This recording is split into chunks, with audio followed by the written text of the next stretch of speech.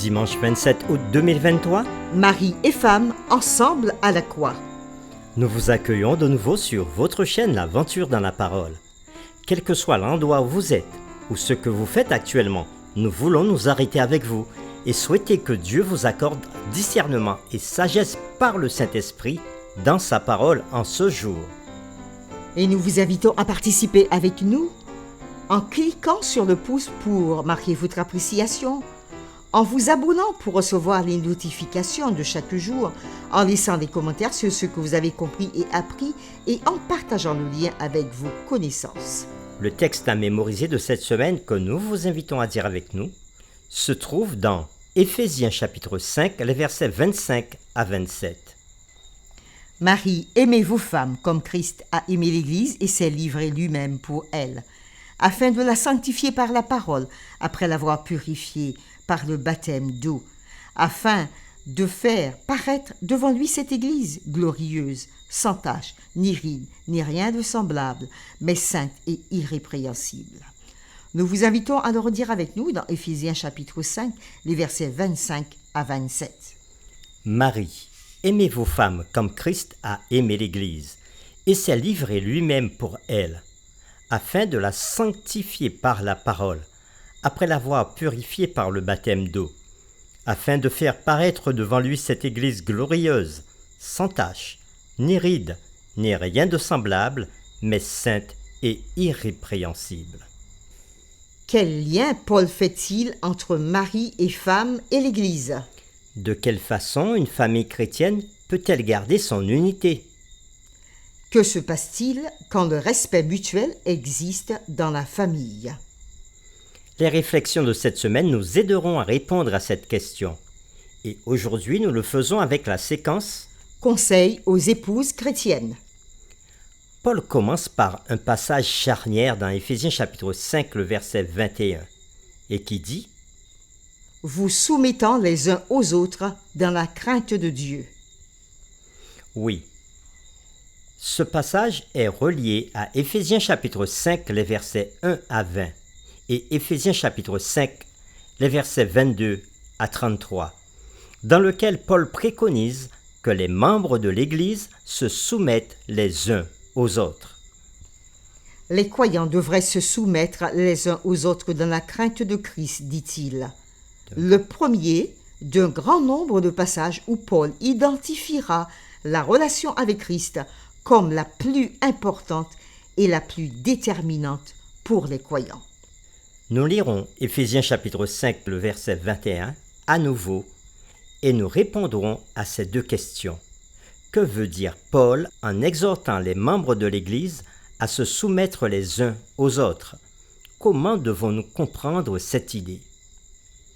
Éphésiens 5, verset 21, « Vous soumettant les uns les autres dans la crainte de Dieu. » Après la lecture de ce passage, répondons donc à ces deux questions. Que veut dire Paul en exhortant les membres d'Église à se soumettre les uns aux autres ? Et comment devons-nous comprendre cette idée ? Paul invite tous les chrétiens à se soumettre les uns aux autres. Et ici, Paul invite également les femmes chrétiennes à se soumettre à leur mari, comme au Seigneur, comme il le dit au verset 22, précisant qu'il parle de la soumission des femmes à leurs maris respectifs. Quand Paul dit que les femmes doivent se soumettre à leur mari comme au Seigneur, veut-il dire que la femme devrait se soumettre à son mari comme si ce dernier était Christ, ou au contraire, que Christ est le centre le plus pur et le plus élevé de sa soumission ? Compte tenu de Éphésiens chapitre 6, le verset 7, où les esclaves sont invités à servir comme servant le Seigneur et non des hommes, et le texte de Colossiens chapitre 3, le verset 18, où les femmes sont invitées à se soumettre à leur mari comme il convient dans le Seigneur, le dernier point de vue est à privilégier. Les femmes sont aussi des croyantes qui doivent, en fin de compte, honorer Christ plus que toute autre chose. Dans Colossiens et Éphésiens, Christ et seulement Christ est identifié comme le chef de l'Église, qui est son corps. comme on l'a vu dans Éphésiens chapitre 1er verset 22, Éphésiens chapitre 5 verset 23, et aussi dans l'épître aux Colossiens chapitre 1er le verset 18. Christ est le chef de l'Église qui est son corps et dont il est le sauveur.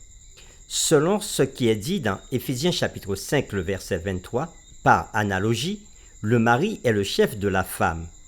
La fidélité de l'Église à Christ servant de modèle pour la loyauté de la femme envers son mari. Le passage suppose un mariage plein d'amour et d'attention et non un mariage dysfonctionnel.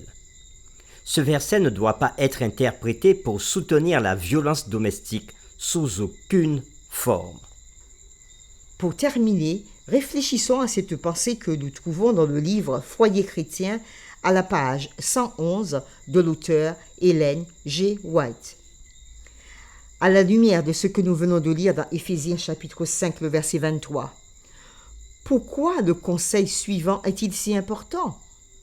Si le mari est un époux vulgaire, dur, tapageur, égoïste, rude et dominateur, qu'il ne s'avise pas de prétendre que le mari est le chef de la femme et que celle-ci lui doit obéissance en toutes choses, car il n'est pas le Seigneur et, dans le vrai sens du terme, il n'est pas le mari.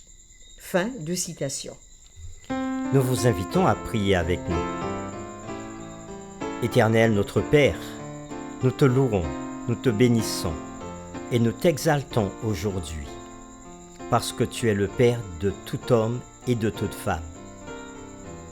Et à travers ta parole que tu nous donnes en ce jour, tu nous permets de comprendre que Christ est le chef de tout croyant, que Christ est au centre de la vie de tout croyant, qu'il soit mari ou femme. Et tu nous invites aussi à comprendre à travers ces textes que nous avons lus, que nous devons nous soumettre les uns aux autres, qu'il n'y a pas de supérieur, mais c'est Christ qui est le modèle pour la vie au sein du foyer.